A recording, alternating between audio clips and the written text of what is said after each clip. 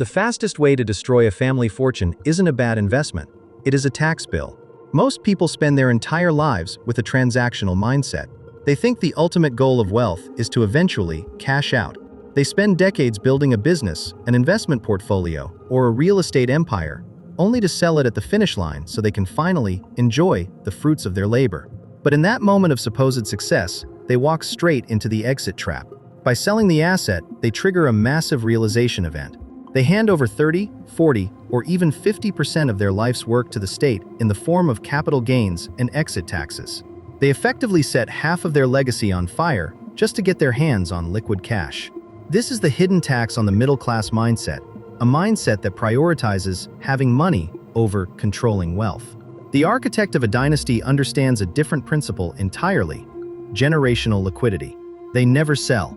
To the sovereign, selling is an admission that you have no more use for the asset. It is a surrender of a productive engine. Instead, the sovereign individual uses the never sell borrowing strategy.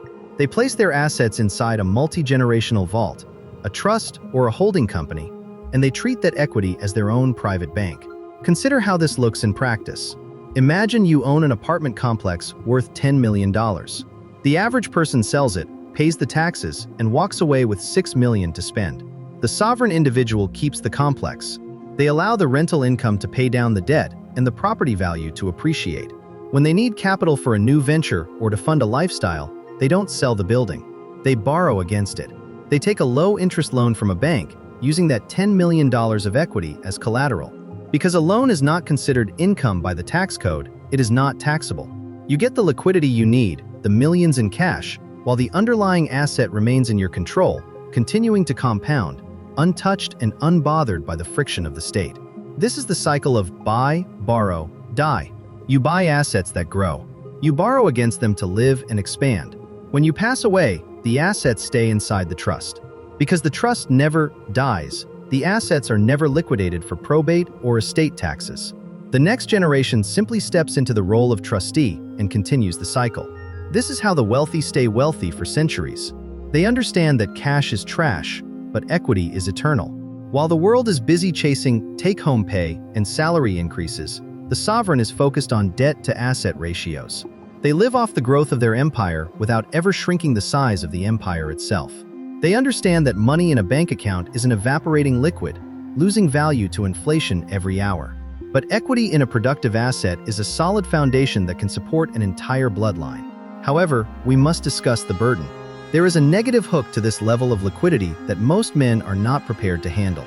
This strategy requires a level of cold, clinical discipline that most people simply lack. To borrow against your wealth is to manage risk on a razor's edge. You are intentionally taking on debt to preserve equity. If the market crashes, if your interest rates spike, or if you make an over-leveraged move, the bank doesn't care about your legacy. They will seize the family jewels to cover the margin. When you adopt the generational liquidity model, you are no longer just a business owner or an investor. You have become a risk manager for a bloodline. You cannot afford the luxury of emotional spending. You cannot afford to treat yourself with capital that is acting as collateral for your children's future. Every dollar you borrow must be backed by a system that ensures that debt can be serviced. If you fail in your math, you don't just lose your house, you lose the work of the generations that came before you. Generational liquidity turns your wealth into a living, breathing organism. It provides the fuel for expansion without the friction of taxation. It allows the next generation to start their lives at the finish line of the previous one.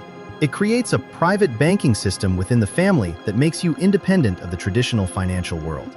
But it demands that you stop thinking in transactions. You must start thinking in centuries. If you sell, you start the clock over. You reset the game and pay the entry fee back to the state. If you borrow, the clock never stops. The compounding never breaks. The momentum of the family continues to build until it becomes an unstoppable force. Wealth isn't about what you can spend today. It is about what you can access without ever having to sell your soul or your empire. Don't cash out, build the vault. Keep the equity, borrow the life.